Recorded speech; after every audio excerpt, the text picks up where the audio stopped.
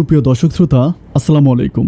দূর দূরান্তে দেশ অথবা দেশের বাইরে থেকে ঠিক এই মুহূর্তে যেখান থেকে আমাকে দেখছেন, আমি আপন আর যে আপন জীবনের গল্পের নতুন একটা এপিসোডে আপনাকে বরাবরের মতো স্বাগতম জানাচ্ছি।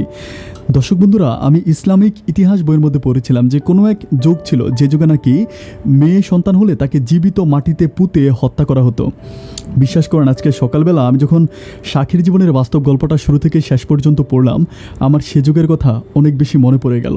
আপনি শুনলে অবাক হবেন যে শাখির জীবনের বাস্তব গল্পটা হার মানাবে মধ্যযুগীয় সেই বর্বরতাকেও।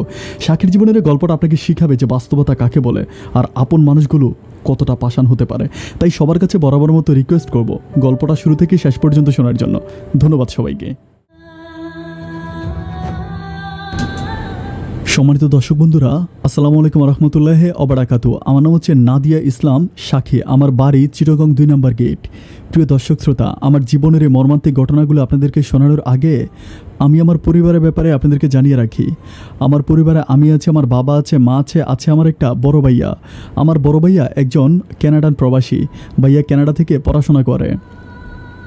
আমার আব্বা একটা সরকারি ব্যাংকে চাকরি করতো, এখন রিটায়ার হয়েছে। 2 নম্বর গেটে আমাদের 8 তলা একটা বাড়ি আছে। ওই বাড়িতে হচ্ছে আব্বা যে পরিমাণ ভাড়া পায়, অ্যান্ড ভাইয়াও মাঝে মাঝে আব্বার জন্য টাকা পাঠায়, সেটা দিয়ে আমাদের সংসারটা চলে। আমাদের সংসারটা মোটামুটি একটা উচ্চবিত্ত পরিবার বলা যায়। যাই হোক, আমি আমার জীবনের গল্পটা আমার স্কুল জীবন থেকে শুরু করি। আমি যথেষ্ট শান্ত মেজাজি একটা মেয়ে। আমি কখনো কারোর সাথে অত বেশি কথা বলি না, গম্ভীর থাকতে খুব বেশি পছন্দ করি। একা কিংবা নীরবতা আমার অনেক ভালো লাগে। আমি 2 নম্বর গেটেরই ওখানে একটা স্কুলে পড়াশোনা করি। প্রতিদিন আমাদের নিজস্ব গাড়ি আছে, গাড়ি আমাকে স্কুলে নামাই দিয়ে আসে এবং স্কুল থেকে আমাকে যথারীতি নিয়ে আসে। এভাবে একটু একটু করে আমার জীবনটা কাটতেছিল। আমি যখন ক্লাস 9-এ পড়ি তখন আমার আব্বা চিন্তা করলো যে আমার আসলে আমার একটু প্রবলেম আছে। প্রবলেম হচ্ছে কি যে আমি বেশিক্ষণ বাইরে থাকতে পারি না। দেখা গেল একটু বেশি বাইরে থাকলে আমার প্রচণ্ড রকম মাথা ব্যথা করে। আমি মাথা ঘুরে অনেকবার বাইরে পড়েও গেছিলাম, যার জন্য বাবা চিন্তা করলো যে বাবা আমাকে বাসায় রেখে পড়াশোনা করানোর কোনো একটা ব্যবস্থা করবে। তো আব্বা তার একটা বন্ধু থাকে, নাম হচ্ছে হামিদ সাহেব। আব্বা হামিদ সাহেবের সাথে কথা বলে, হামিদ সাহেবের এখানে দেখা গেল কি যে ওনার উনি বললো যে আমাদের এরিয়াতে কিন্তু পলিটেকনিক্যাল আছে, চিটং পলিটেকনিক্যাল আমাদের এরিয়াতে, আমাদের বাসার আশেপাশেই। তো আব্বা হামিদ সাহেব বললো যে আমি একটা ছেলে পাইছিলাম, ছেলেটার বাড়ি হচ্ছে কুমিল্লাতে, বাট ছেলেটা যথেষ্ট মেধাবী একটা ছেলে। ও হচ্ছে আমাকে একবার বলছিল যে আসলে অত বড় লোক না, ছেলেটা একটু গরিব। তো সে আসলে হোস্টেলে থেকে বা মেসে থেকে পড়াশোনা করতে তার অনেক কষ্ট হয়। আমি অন্য কারো মারফতে জানতে পারছি, তুমি ছেলেটার সাথে কথা বলো। আমার কাছে মনে হয় ছেলেটাকে যদি তুমি তোমার বাসায় রাখো তাহলে ছেলেটা তোমার মেয়েটাকে খুব ভালোভাবে পড়াশোনা করাইতে পারবে, কোচ ছেলেটা অনেক বেশি মেধাবী। এটা বলার পরে যথারীতি আব্বা কী করে, এই ছেলেটার যোগাযোগ করে, ছেলেটার সাথে দেখা করার পরে আব্বা তাকে বলে যে আব্বা তাকে সব কিছু বলে যে আমার একটা মেয়ে আছে, সে ক্লাস 9-এ পড়ে। তো সে আসলে বাইরে কোচিং বা প্রাইভেট পড়ার জন্য খুব বেশি যাতায়াত করতে পারে না, তার হচ্ছে একটু প্রবলেম আছে। সো তুমি যদি আমার বাসায় থেকে আমার মেয়েটাকে একটু পড়াও আমার জন্য অনেক ভালো হয়। তখন উনি 2nd সেমিস্টারে পড়ে, হচ্ছে ডিপ্লোমার 2nd সেমিস্টারে পড়ে। তো এরপরে যথারীতি উনি বললো যে আচ্ছা ঠিক আছে, কোনো প্রবলেম নাই, আমি আপনার বাসায় যাব। তো আব্বা কী করে আমার মাকে বলে, আয়শা মাকে বলে, আমাকেও ডাইকা বলে যে সাক্ষী, একটা ছেলে পাইছিলাম বাড়ি কুমিল্লাতে, ছেলেটা হচ্ছে পলিটেকনিক্যালে পড়ে 2nd ইয়ারে, বাট ছেলেটা অনেক বেশি ভালো, অনেক মেধাবী। তোর আঙ্কেল হামিদ সাহেব আমাকে বললো। তো আমি চিন্তা করতেছি কি ছেলেটাকে আমাদের বাসায় রেখে দিব, আমাদের বাসায় সে খাওয়া দাওয়া করবে, পড়াশোনা করবে, আর সকাল বিকাল তোকে একটু পড়াবে। তো যথারীতি আমি আব্বাকে বললাম যে ঠিক আছে, তাহলে তো আমার জন্য খুব ভালোই হয়, বিকজ আমি বাইরে খুব বেশি যাতায়াত করতে পারি না, আমার অনেক বেশি প্রবলেম হয়। তুমি যদি আমাকে আমাদের বাসায় রাখো তাহলে আমাকে একটু পড়াইতে পারবে। এরপরে যথারীতি আব্বা ছেলেটাকে নিয়ে আসে। ছেলেটাকে দেখার পর আমার কাছে যেটা মনে হলো যে আমি আসলে যতটা শান্ত, ছেলেটা আমার চেয়েও অনেক বেশি শান্ত। দেখলে মনে হয় কি যে ওর মতো নাতুস টুতুস টাইপের ছেলে এই দুনিয়াতে নাই। যথেষ্ট নম্র, ভদ্র এবং খুব সুন্দর করে কথা বলে, কথা বলার মাঝে অনেক শুদ্ধ, অনেক স্মার্টনেস আছে, অনেক কিউট করে কথা বলে। আর ছেলেটা দেখতেও মোটামুটি অনেকটা স্মার্ট, একটু লম্বা হ্যাংলা করে, আর চুলগুলো অনেক লম্বা লম্বা, সবচেয়ে বেশি ভালো লাগে ওর চুলগুলো। যাই হোক, আমাদের বাসায় আসলো, আসার পরে আব্বা আমার সাথে পরিচয় করাই দিল, আমাকে সালাম দিল। আমি ভীষণ লজ্জা পেয়েছি যে আমাকে ফার্স্ট কোনো ছেলে হচ্ছে হুট করে দেখে সালাম দিয়েছে। যথারীতি আমি সালামের উত্তর দিলাম। আমাকে জিজ্ঞেস করলো যে তোমার নাম কি? আমি বললাম নাদিয়া ইসলাম শাখি আমার নাম। তো আমি জিজ্ঞেস করলাম যে আপনার নাম কি? তো ছেলেটা বললো যে তার নাম হচ্ছে রোমান। যাই হোক, এরপরে আব্বা কী করলো, তাকে আমাদের আমরা যে ফ্ল্যাটে থাকি নিচে হচ্ছে একটা বাসা ঠিক করে দিল, মেসের মতো একটা ছোট্ট করে বাসা দিল, যে বললো যে বাসায় তুমি থাকবা, আর খাবার দাবার আমাদের বাসায় একটা কাজের মেয়ে ছিল, তাকে বলে দিল যে 3 বেলা ওকে খাবার দাবার দিয়ে আসবা। আর আব্বা বলে দিল যে প্রতিদিন আপনি একটু সময় করে সকালে আর বিকালে 2 টাইমে আমার মেয়েটাকে একটু পড়াবেন। যাই হোক, এভাবে উনি কন্টিনিউ আমাদের বাসায় থাকতেছে, খাওয়া দাওয়া করতেছে, আমাকে পড়াশোনা করাচ্ছে। মোটামুটি অনেক ভালো মানুষটা, মানে মানুষটা অনেক বেশি ভালো। তো পড়াশোনা করাইতে করাইতে আমাদের পরিবারের সাথে তার খুব ভালো একটা বর্নিং হয়ে যায়। আমার আব্বা আম্মা তাকে অনেক বেশি ভালোবাসে। আমি যথারীতি আগেই বলে রেখেছিলাম যে ছেলেটা আসলে অনেক বেশি ভদ্র ছিল, মানে ভদ্র শান্ত, মানে দেখলে আসলে যে কোনো মানুষ তার প্রেমে পড়ে যাবে এমন অবস্থা। মানে খুব সুন্দর করে ছোট্ট করে আস্তে করে কথা বলে, অ্যান্ড কথা বলার মাঝে প্রচণ্ড রকম হেসে হেসে কথা বলে। এরকম করে যেতে যেতে আমি প্রায় আমাদের বাসায় সে প্রায় 3 থেকে 4 মাসের মতো থাকে, অ্যান্ড 3-4 মাসে আমাদের বাসার প্রত্যেকটা মানুষের সাথে তার এত ভালো সম্পর্ক হয়ে যায় যেন আমাদের পরিবারের মতো। একদিন সে হচ্ছে আমার মানে বাবাকে বলতেছিল যে সাকির সামনে পরীক্ষা, সাকি পড়াশোনা করবে, সব কিছুই ঠিক আছে, কিন্তু সারাক্ষণ যদি এরকম বাসায় থেকে পড়াশোনা করে তবে তার ব্রেনের উপরে খুব বেশি প্রেশার আসতে পারে। সে আমার আব্বাকে বললো যে আঙ্কেল যদি কিছু না মনে করেন আপনি তাকে মাঝে মাঝে একটু বাইরে যেতে দেন, মানে বাইরে একটু হাঁটাচলা করবে, বাইরে একটু ঘোরাফেরা করবে, তাহলে তার অনেক ভালো লাগবে। তো আমার আব্বা বললো আচ্ছা ঠিক আছে, কোনো সমস্যা নাই, তাকে হচ্ছে আমি ড্রাইভারকে বলে দিব। তখন আমাদের যে বাসার গাড়ির ড্রাইভার ছিল তাকে আব্বা বলে দেয় যে মাঝে মাঝে বিকেলবেলা আমার মেয়ে যদি কোথাও ঘুরতে যেতে চায় তাকে তুমি নিয়ে যাবা। তো এর পরের দিন আমি কি করলাম, আমি একটু মানে আমার একটা বান্ধবী বলতেছিল যে 2 নম্বর গেটের ওইদিকে একটা জায়গা আছে, মানে এটা হচ্ছে আসলে মেবি জায়গাটাকে হচ্ছে মানে বলে পদ্মাপাড় বলে, মানে পদ্মাপাড় নামে পরিচিত। ওইখানে একটু পানি আছে, মানে পানি আছে, আর পানির মানে অত বেশি পানি না, মানে ছোট একটু বিলের মতো, অ্যান্ড পাশে হচ্ছে অনেক বেশি ফুল ফুটে থাকে, অনেক রকম হচ্ছে মানে পানির যে ফুলগুলো হয় না, লাইক শাপলা, তারপর হচ্ছে এরকম ফুল। আমার একটা বান্ধবী আমাকে দেখাইলো যে জায়গাটা অনেক সুন্দর। তো আমি বললাম যে আচ্ছা ঠিক আছে, আমি একদিন ওখানে ঘুরতে যাব। তো সেদিন আমার এই কথা অনেক বেশি মনে পড়লো। পড়ার পরে আমি আব্বাকে বললাম যে আব্বা আমি ওখানে যাব। তো যথারীতি আব্বা ড্রাইভারকে বললেন, আমি ড্রাইভারকে নিয়ে বের হচ্ছিলাম। বাট ওই সময় দেখতেছি যে আমার যে স্যার ছিল, রোমান স্যার, উনি আসতেছে, মানে মনে হয় কোথাও থেকে ক্লাস করে আসছে। তো আমি দেখার পর সালাম দিয়ে বললাম যে স্যারকে অনেক বেশি ব্যস্ত। তো উনি বলতেছে যে না, ফ্রি আছে, কেন কিছু বলবা? আমি বললাম যে আমার সাথে যাবেন? তো বলে যে কোথায় যাবা? আমি বললাম যে এরকম এরকম পদ্মার পাড়ে যাব। তো বলে আচ্ছা ঠিক আছে আমি যাবো, তুমি একটু দাঁড়াও, আমি ড্রেসটা চেঞ্জ করে আসি। যথারীতি উনি রুমে গেল, ড্রেস চেঞ্জ করে উনি আসলো। আসার পরে আমি আর আমাদের ড্রাইভার একসাথে ওই পাড়ে গেলাম। পাড়ে যাওয়ার পরে আমাকে ওখানে নামাই দিল। জায়গাটাতে যারা গিয়েছেন তারা হয়তো জানেন, ঘটনাটা মেবি 2013-র দিকে হবে, 13 কি 14 এরকম। তো জায়গাটা এত সুন্দর ছিল, বেসিক্যালি চোখে না দেখলে বিশ্বাস করা যায় না, মানে সব কিছু মিলিয়ে এত সুন্দর, মানে এক কথায় যেন পাগল হয়ে যাওয়ার মতো কথা। আর সবচেয়ে বড় কথা হচ্ছে ওখানে কিছু হাঁস ছিল। আর আমি শুনলাম যে কিছু লোক, মানে আমাদের চিটংয়েরই কিছু লোক, ওনারা হাঁসগুলা বাইরে থেকে কিনে এনে এখানে ছেড়ে দিছে। এগুলোর কোনো ঘর নাই, ওগুলো এখানেই থাকে। এত সুন্দর পরিবেশ, মানে চোখে না দেখলে বিশ্বাস করা যায় না। যে কোনো মানুষ ওখানে গেলে আমার কাছে মনে হয় মুহূর্তের মধ্যে সে যেন মানে প্রকৃতির মাঝে হারিয়ে যাবে। অনেকক্ষণ ধরে আমি ওখানে দাঁড়াইছিলাম, লাইক হচ্ছে একদম সন্ধ্যার আগ মুহূর্ত পর্যন্ত। একটু পরে মাগরিবের আজান দিয়ে দিবে। বাট আমি খুব খেয়াল করে দেখলাম যে আমি সুন্দর এই পরিবেশগুলোতে ঘোরাফেরা করতেছি, আমি মজা নিচ্ছি। বাট আমার যে স্যার আছে, রোমান স্যার কেমন জানি একটু অন্যরকম, মানে আমার দিকেও ততটা তাকায় না। আর উনি সবসময় হচ্ছে নিজের, মানে ওখানে যাওয়ার সময় কিন্তু একটা বই নিয়ে গেছে, অ্যান্ড উনি বসে বসে গাড়ির মধ্যে বই পড়তেছে। আমি একটু বিরক্ত হয়ে সন্ধ্যার একটু আগে ওনার কাছে গিয়ে বললাম যে আপনি কি পড়ার জন্য আসছেন? যদি পড়বেন তাহলে তো বাসায় বসেই পড়তে পারতেন, এখানে আসার কী বা দরকার ছিল? যখন খুব বেশি রিকোয়েস্ট করি বের হওয়ার জন্য, তখন উনি একটা সময় বের হয়ে আমার পাশে ওখানে বসার পরে মানুষটার সাথে কথা বলি। আপনারা হয়তো অনেকেই বিশ্বাস করবেন না, আমার জীবনে উনি কোনো পুরুষ যার সাথে আমি এত চমৎকার কোনো জায়গায় ঘুরতে এসেছি।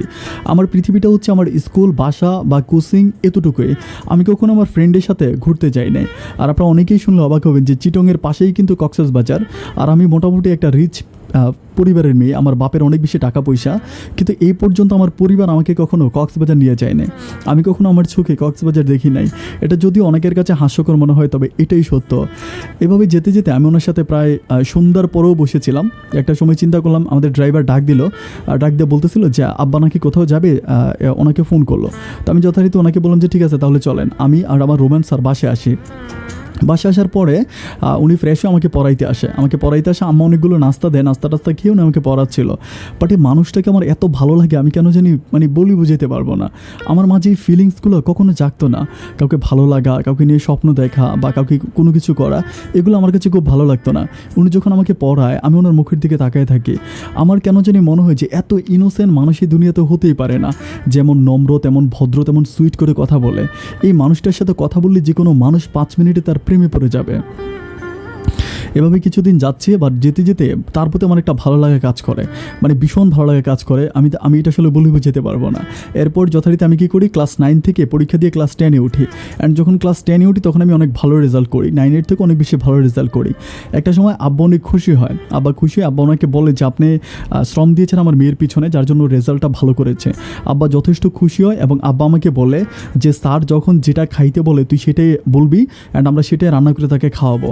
অ্যান্ড তখন আব্বা কী করে যে মানে নিচের যে বাসাটা ছিল এই বাসাটার মানে লাইক হচ্ছে একটা জানালা দিয়ে মাঝে মাঝে মানে উনি বললো আর কি, বাবাকে আসলে কতটুকু ট্রু আমি জানি না, উনি বললো যে উনি নাকি বাইরে থেকে কেমন বাচ্চাদের শব্দ শুনতে পায়, একটু হন্টেড টাইপের। তা আব্বা বলতেছিল যে ঠিক আছে আপনার যদি প্রবলেম থাকে তাহলে আমাদের উপরে হচ্ছে বাসা আছে, আমার বলে যে আপনি এই বাসায় থাকতে পারেন। তখন উনি মোটামুটি আমাদের পরিবারের একজন মানুষ হয়ে গেছে, মানে আমাদের পরিবারের একজন সদস্য হয়ে গেল। তো যথাযথ আমার রুমের ওই দিকে ওনাকে একটা রুম দেওয়া হয়, অ্যান্ড ওই রুমে উনি থাকতেছে আমাদের মতো করে। আমরা যে টেবিলে তখন কিন্তু আমরা যে টেবিলে খাওয়া দাওয়া করি আমাদের সাথে খাওয়া দাওয়া করে, আমাদের ওয়াশরুমে ব্যবহার করে, এবং যথারীতি আমাদের একজন পরিবারের মানুষে মাঝে মাঝে আমাদের গাড়িও ব্যবহার করে, ড্রাইভারও ব্যবহার করে। এভাবে তার সাথে আমার একটা মধুর সম্পর্ক হয়ে যায়। একদিন আমার মনে আছে আমার মা আর আমার বাবা হচ্ছে কোনো একটা পার্টিতে গিয়েছিল, কোনো একটা মানে বিয়ের অনুষ্ঠানে গেছিলো। তো আমাকে খুব যাইতে বলছিল, আমার প্রচণ্ড রকমের মাথা ব্যথা ছিল, আমি যাই নাই। সেদিন হচ্ছে কি আমি ঘুমাইছিলাম একেবারে সন্ধ্যার দিকে, লাইক হচ্ছে আসরের পরে ঘুমাইছি, মাগরিবের অনেক পরে ঘুম থেকে উঠলাম। ঘুম থেকে ওঠার পরে আমি বাইরে দেখতেছি প্রচণ্ড রকম চাঁদের আলো।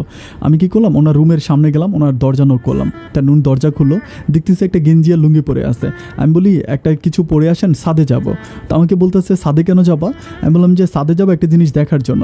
তো উনি বলতেছে যে আমার তখন ছাদে যেতে ইচ্ছে করতেছে না, আমি একটু পর তোমাকে পড়াইতে আসবো। আমি বললাম ছাদে যাবো, আপনি আসেন। একটু জোরাজোরি করলাম, সে হলো তার ড্রেস চেঞ্জ করে আমার সাথে ছাদে আসলো। আসার পরে আমাদের ছাদের কোণার মধ্যে একটু বসার মতো সুন্দর জায়গা আছে, ওখানে বসলাম, চন্দ্রিমার আলো প্রচণ্ড ভালো লাগতেছে। উনি আমাকে বলতেছে আঙ্কেল আন্টি দেখলে রাগ করবে না যে তুমি আমাকে বাসার ছাদে নিয়ে আসছো? তখন আমি ওনাকে বলতেছি যে আপনি আঙ্কেল আন্টিকে তো ভয় পান কেন বলেন তো, আমি তাদের একমাত্র মেয়ে, আমি যা বলি তাই হবে। তখন উনি বলতেছে মানে আপনি যা বলেন, তখন কিন্তু আমাদের মাঝে একটা তুমি সম্পর্ক চলে আসে। উনি কিন্তু আমাকে তুমি করে ডাকে, অ্যান্ড আমি আপনি করেই সম্বোধন করি, বাট আমার তুমিতে যাওয়ার অনেক বেশি ইচ্ছা করে, আমি কিন্তু আসলে ওভাবে যেতে পারি না। বাট সেদিন ছাদের উপরে বসে থাকার পরে অনেকক্ষণ তার সাথে কথা বলতে বলতে আমাদের মাঝে একটা মধুর সম্পর্ক হয়ে যায়। অনেকটা মানে আমাকে জিজ্ঞেস করা হলে যে বাবা মায়ের কথা, আমি বলি যে তারা পার্টিতে গেছে, কোনো প্রবলেম নাই। এর মাঝে বাসার থেকে নিচের কাজের মেয়ে আছে, সে আবার হচ্ছে সিঙ্গারা বেজে আমাদের জন্য সিঙ্গারা নিয়ে আসে। ওখানে বসে বসে কথা বলতে বলতে রাত প্রায় 8:30 কি 9টার মতো বেজে গেছে। আই ডোন্ট নো যে আমি এতক্ষণ তার সাথে কী কথা বলেছি। একটা পর্যায়ে আমি চিন্তা করলাম যে হয়তো এই সুযোগ বা সময়টা আমার আর কখনোই হয়ে উঠবে না। আমি তাকে তখন বলতেছি যে আমি যদি একটা কথা বলি আপনি কি আমার এই কথাটা রাখবেন? তখন উনি বলতেছে যে হ্যাঁ বলো, কী বলবা? আমি বলতেছি যে মানে আমি যদি আপনাকে তুমি করে সম্বোধন করি আপনার কি খুব বেশি কষ্ট হবে? তখন উনি বলতেছে কেন, আমাকে হঠাৎ করে তুমি ডাকতে ইচ্ছে হলো কেন? আমি বললাম যে আমার কাছে কেন জানি মনে হচ্ছে যে আমি আপনাকে তুমি করে ডাকি, আপনি তো আসলে আমার বয়সের অনেক বেশি বড় না। তখন বলতেছে যে আচ্ছা ঠিক আছে ডাকো। এরপর থেকে আমি তুমি করে সম্বোধন করি, অ্যান্ড কথা বলতে বলতে এত ভালো লাগে আমার, আমি তাকে আসলে বলে বুঝাতে পারবো না। রাত প্রায় 11:30 পর্যন্ত ওখানে বসে থাকি। এরপর চিন্তা করলাম যে বেশিক্ষণ বসে থাকলে আমাদের বাসার কাজের মেয়ে সে আব্বা আম্মার কাছে বলে দিতে পারে, এই ভয়ে আমি তার সাথে নেমে আসার পরে যাক মোটামুটি এর পরের দিন আমি যখন স্কুলে যাওয়ার পর আমি চিন্তা করতেছি যে কীভাবে তাকে আমার ভালোবাসার কথাটা বলা যায়। আমার একটা বান্ধবী ছিল যার নাম ছিল নাজমা আমার বেশি পড়তাম, আমরা একসাথে ক্লাস 10-এ পড়তাম। আমি নাজমার কাছে সেদিন সব ঘটনাগুলো খুলে বলি যে এমন ঘটনা, তুই আমাকে একটু হেল্প কর না, কীভাবে কী করা যায়। নাজমা আমাকে বলে ঠিক আছে তাহলে তুই তোদের বাসা আমাকে নিয়ে যা, আমি তোর রোমান স্যারের সাথে কথা বলে তো লাইন করাই দিব। এরপর আমি কী করলাম, যথারীতি ওরে বললাম যে ঠিক আছে তাহলে তুই আমাদের বাসায় আয়। একদিন আমাদের বাসায় আসলো, বাসায় আসার পরে আমি বললাম যে ঠিক আছে স্যার তো রুমে আছে, তুই রুমে গিয়ে স্যারকে সব কিছু খুলে বল। যথারীতি উনি রুমে গেল, রুমে যাওয়ার পরে দরজা যখন নক করা হলো, স্যার দরজা খুললো। দরজা খোলার পরে ও ভিতরে ঢুকার পরে ও বললো যে আমি এরকম শাকির ফ্রেন্ড। তো স্যার বললো যে আমার রুমে যে আসছো, তো বলে যে স্যার আপনি একটু বাইরে আসেন, আপনার সাথে আমার কথা আছে। একটা পর্যায়ে কী করলো, রোমান স্যার বের হয়ে তার সাথে আমাদের ডাইনিং যেখানে আছে, আমরা যেখানে বসি ওই বসার জায়গায় বসে কথা বলতে বলতে আমার বান্ধবী তারা বলতেছে আপনি যদি কিছু না মনে করেন আপনি কি একটু উপরে আসবেন, মানে বাসার ছাদে। তখন রোমান স্যার বলে আচ্ছা ঠিক আছে যাবো। তো রোমান স্যার হচ্ছে ওর সাথে বাসার ছাদে যায়।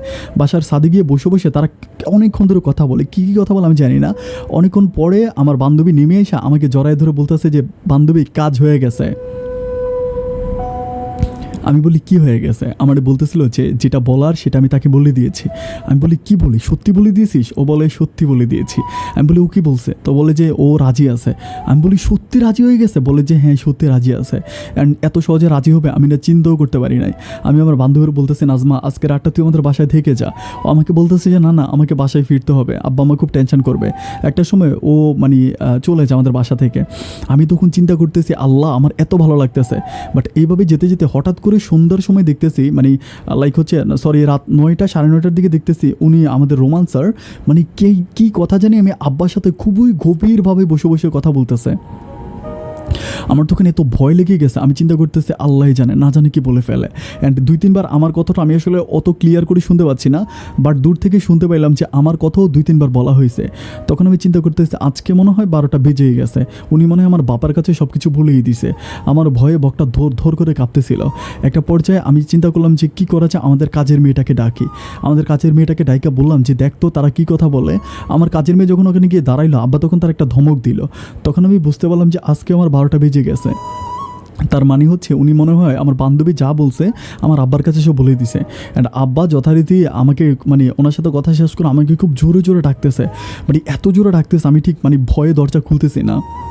একটা পর্যায়ে যখন দরজা খুললাম, দরজা খোলার পরে আব্বা আমারে বলতেছে যে আমি তো তোর অনেক ভালো মনে করছিলাম, আমি মনে করছিলাম যে মানে তোরে দিয়া কোনো কিছুই হবে না, কিন্তু আমি এখন বুঝতে পারছি তোরে দিয়া সব কিছু হবে। মানে এটা বলে বাবা একটা প্রথমে একটু রাগে যে এরপরে হাসা দেয়। আমি বললাম যে আব্বা হাসতেছো কেন, কী হয়েছে? তখন আমার আব্বা বলতেছিল যে তোর স্যার তোর অনেক প্রশংসা করেছে। আমি বললাম সত্যি? আব্বা বললো যে হ্যাঁ একদম সত্যি। আমরা বললো যে তোর পড়াশোনার প্রতি অনেক মেধা, তুই অনেক ভালো কিছু করবি, তুই অনেক ভালো রেজাল্ট করবি এবং তোর প্রসঙ্গে অনেক কথা বলেছে। আমি তখন এত খুশি হলাম, আল্লাহ মাফ করছে যে আমার কথা বলে দেয় নাই। এরপরে কী হলো, তার সাথে আমার এর পরের দিন যখন দেখা হলো, সেদিন আর সে আমাকে পড়াইতে আসে নাই, সেদিন রাত্রেবেলা আমাকে পড়াই নাই। অ্যান্ড পরের দিন যখন দেখা হলো আমি তার বললাম যে আচ্ছা আমি তোমাকে একটা কথা বলবো। তো সকালবেলা তখন বলতেছিল হ্যাঁ বলো। আমি বললাম যে আমার বান্ধবী যে তোমাকে একটা কথা বলছিল তুমি কি এটা আব্বাকে বলে দিছো? তো বলতেছে এটা কি আব্বাকে মানে তোমার আব্বাকে বলার মতো কথা? আমি বললাম বলার মতো কথা না, কিন্তু তুমি তো আব্বার কাছে সব কথা বলে দাও, আব্বা তো তোমার খুব ভালো ফ্রেন্ড হয়ে গেছে। তখন সে আমাকে বলতেছে কথাটা আমি বলি নাই, কিন্তু এই কাজটা করা তোমার মোটেও ঠিক হয় নাই, কারণ তুমি বুঝতেই পারতেছো যে আমি এখানে পড়াশোনা করতে আসছি, আর তোমার আব্বা আমাকে থাকতে দিয়েছে বলে আমার মাসে অন্তত 8-10 হাজার টাকার মতো বেঁচে যাচ্ছে। তা না হলে আমাকে এত টাকা খরচ করে আমি পড়াশোনা করতে পারতাম না। কথা বলতে বলতে একটা পর্যায়ে আমি তারা বলতেছি যে শোনো আমি না সত্যি তোমাকে অনেক ভালোবাসি। আমি তখন নিজেই তাকে এই কথাটা বলে দেওয়ার পরে তখন সে আমার দিকে অপলক দৃষ্টিতে তাকায় আছে। ও আমাকে বলে যে আমি মনে করতাম তুমি আসলে যথেষ্ট নম্র ভদ্র টাইপের একটা মেয়ে, তুমি আসলে দুনিয়াদারি সম্বন্ধে তুমি অতটা বুঝো না বা তোমার মাথায় ওই ধরনের কোনো কিছুই নাই, বাট এখন আমি বুঝতে পারলাম যে তুমি আসলে ফাজিলের হাড্ডি।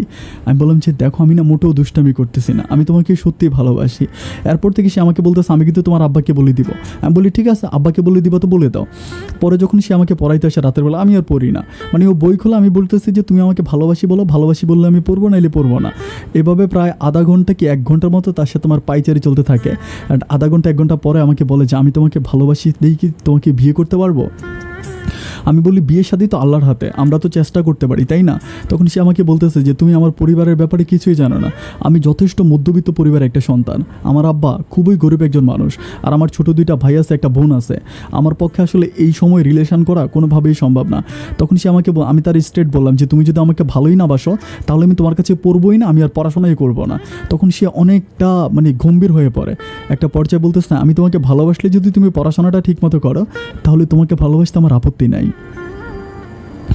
হয়ে গেল। এরপর থেকে ওর সাথে আমার মধুর সম্পর্ক, দিন নাই রাত নাই, আমি সারাক্ষণ তার সাথে মানে এরকম হয় না যে অনেক সময় ভালোবাসার মানুষটাকে দেখা যায় না, তাকে দেখার জন্য মাইলের পর মাইল দৌড়াইতে হয়, অনেক দূরে যেতে হয়, কিন্তু আমার ভালোবাসার মানুষটাকে আমি সারাক্ষণ আমার বাসায় দেখতে পাই, দরজাটা খুললে তার চেহারাটা দেখতে পাই। আমাদের রিলেশনটা এতটা গভীর হয়ে যায় আমি ঠিক বলে বুঝাইতে পারবো না। এভাবে যেতে যেতে আমি এসএসসি পাস করি, অ্যান্ড এসএসসিতে আমি গোল্ডেন প্লাসে পাস করি। এটা তো মোটামুটি আমার আব্বার জন্য অনেক বিশাল একটা পাওয়া। আমার আব্বার অনেক স্বপ্ন ছিল যে সে আমাকে মেডিকেলে পড়াশোনা করাবে, তখন আব্বার এই ইচ্ছাটা ছিল। আর আরেকটা গুড নিউজ হচ্ছে আমার মানে আমার এসএসসি কমপ্লিট হওয়ার পরে আমার ভাইয়াও কিন্তু তখন হচ্ছে ভাইয়ার কানাডাতে সিটিজেনশিপ হয়ে যায়, ভাইয়া গ্রিন কার্ড পেয়ে যায়। তখন ভাইয়া আব্বা আম্মাকে বলতেছিল যে তোমরা কানাডাতে আসো, তোমরা কানাডাতে থাকো, আমি এখানে গ্রিন কার্ড হয়েছে। আব্বা মানে ভাইয়া হচ্ছে আমার আব্বা আম্মাকে কানাডাতে যেতে বলে। এইভাবে যেতে যেতে তখন আমি কি করি, আমি চিটংয়ের একটা কলেজে ভর্তি হই, আমি কলেজে ভর্তি হয়ে পড়াশোনা করতেছি। বাট তখনও কিন্তু আমাদের ওই স্যার আমাদের বাসায় আছে, রোমান স্যার, যে আমার ভালোবাসার মানুষ। এরপরে এভাবেই যেতে যেতে একটা পর্যায়ে আমার আব্বা করলো কি, আমার আম্মার সাথে আলাপ করতেছিল। আম্মার সাথে আলাপ করতেছিল বলতে আমার একটা খালাম্মা আছে, মানে আমার আম্মার বোন, উনি হচ্ছে মানে একটু অন্যরকম মানুষ। অন্যরকম মানুষ বলতে আমাদের বাসায় যখন আসে সবসময় একটু রাগান্বিত ভাষায় কথা বলে, মানে যাকে দেখে তার সাথেই খুব প্রচুর পরিমাণ রেগে কথা বলে। আমার কাছে মনে হয় 24টা ঘন্টায় ওনার মাথাটা মানে ঘুরতে থাকে, যথেষ্ট বদমেজাজি একটা মানুষ। এরপরে আমার আব্বা আমার আম্মার সাথে কী কথা জানি বলছিল সেদিন রাতের বেলা, আমি জানি না। সকালবেলা আমার মা আমাকে বলতেছে যে তোর খালাম্মা আমাদের বাসায় আসবে, তোর আব্বা আমাকে বলছে। আমি বলি যে হঠাৎ করে খালাম্মা কেন আসবে মা? তো মা বলতেছে যে আসবে, তোর আব্বা আসতে বলছে। এরপরে খালাম্মা আসলো। খালাম্মা আসার পর আমি আগেই বলেছিলাম, মানে বাসায় ঢুকে আমাকে প্রচুর পরিমাণ বকাঝকা, যে তোর চুল এরকম হয়ে আছে কেন, তোর মাথার মধ্যে তেল নাই কেন, মানে কত রকমের কথাবার্তা আমি ঠিক বলে বুঝাতে পারবো না। এরপর একরকম ধমকাধমকি করতেছে আমার সাথে। ধমকাধমকি করার একটা পর্যায়ে উনি আমার সাথে আমাদের লাইক তখন হচ্ছে দুপুরের মতো হয়ে যায়, আমরা একসাথে খাওয়া দাওয়া করি, আমি, আমার রোমান স্যার, তারপর হচ্ছে আব্বা আম্মা খালামুনি একসাথে খাওয়া দাওয়া করি। খাওয়া দাওয়া করার পরে আমি আব্বা আম্মা কী করে বারান্দায় গিয়ে বসে আমার খালামণিকে নিয়ে।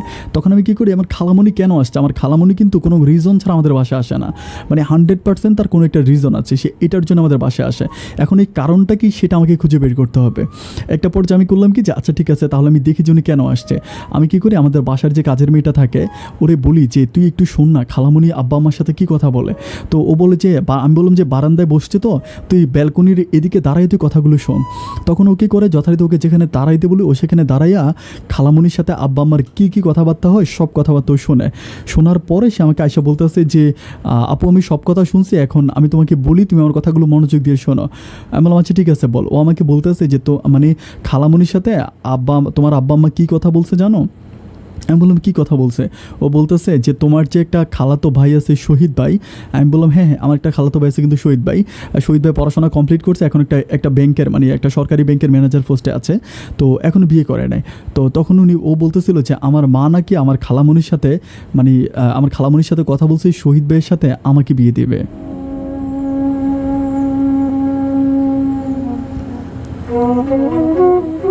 কথাটা শোনার পর আমি তারা বললাম যে সত্যি বলতেছিস? ও আমাকে বলে যে আমি একদম সত্যি বলতেছি, আমি নিজের কানে শুনে আসছি ওরা এই বিষয় নিয়ে কথা বলতেছে। আমি তখন এতটা ভেঙে পড়ে আমি ঠিক বুঝতে পারতেছিলাম না যে আমি কী করব।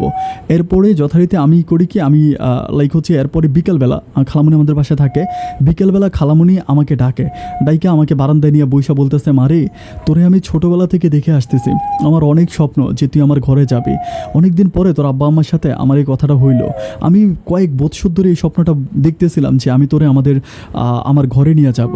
তো শেষ পর্যন্ত কিন্তু তোর আব্বা রাজি হইল, বাট এখনও রাজি হইতো না যদি না তোর ভাইয়া তোর আব্বা আম্মাকে যেতে না বলতো। তখন আমি খালামণিকে জিজ্ঞেস করতেছি যে মানে আমার আব্বা আম্মাকে কোথায় যেতে বলছে, আব্বা আম্মা কোথায় যাবে?